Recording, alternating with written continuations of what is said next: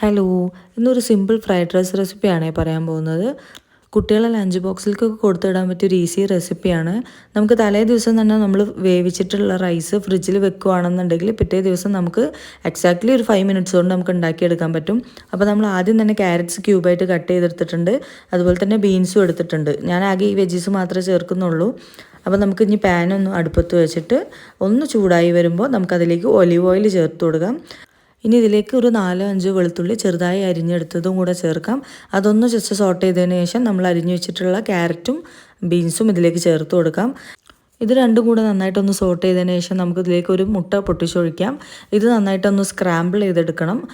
ഒരുപാട് അങ്ങ് ഡ്രൈ ആവുമൊന്നും വേണ്ട. ഒന്ന് ജസ്റ്റ് സ്ക്രാമ്പിൾ ചെയ്തതിന് ശേഷം ഒരു ടീസ്പൂൺ സോയാ സോസും ഒരു ടീസ്പൂൺ കെച്ചപ്പും നമുക്കിതിലേക്ക് ആഡ് ചെയ്യാം. ഇത് ജസ്റ്റ് നന്നായിട്ടൊന്ന് ഹൈ ഫ്ലെയിമിലിട്ടൊന്ന് ഒരു 2 മിനിറ്റ് ഒന്ന് ഇളക്കിയതിന് ശേഷം നമുക്കിതിലേക്ക് റൈസ് ഇട്ട് കൊടുക്കാം. ഞാനിത് തലേ ദിവസം തന്നെ വേവിച്ചിട്ട് ഫ്രിഡ്ജിൽ വെച്ച റൈസാണ്. ഓൾറെഡി സോയാ സോസിൽ ഉപ്പുള്ളത് കൊണ്ട് നോക്കിയിട്ട് മാത്രമേ ഉപ്പ് ആഡ് ചെയ്യാൻ പാടുള്ളൂ. ഞാനൊരു ഇത്തിരി ഉപ്പ് ഇട്ട് കൊടുക്കുന്നുണ്ട്. അതുപോലെ തന്നെ നിങ്ങൾക്ക് കുറച്ച് സ്പൈസി ആയിട്ട് വേണമെന്നുണ്ടെങ്കിൽ കുറച്ച് കുരുമുളക് പൊടിയും കൂടെ ആഡ് ചെയ്ത് കൊടുക്കുക. ഞാനിതിൽ ആഡ് ചെയ്യുന്നില്ല.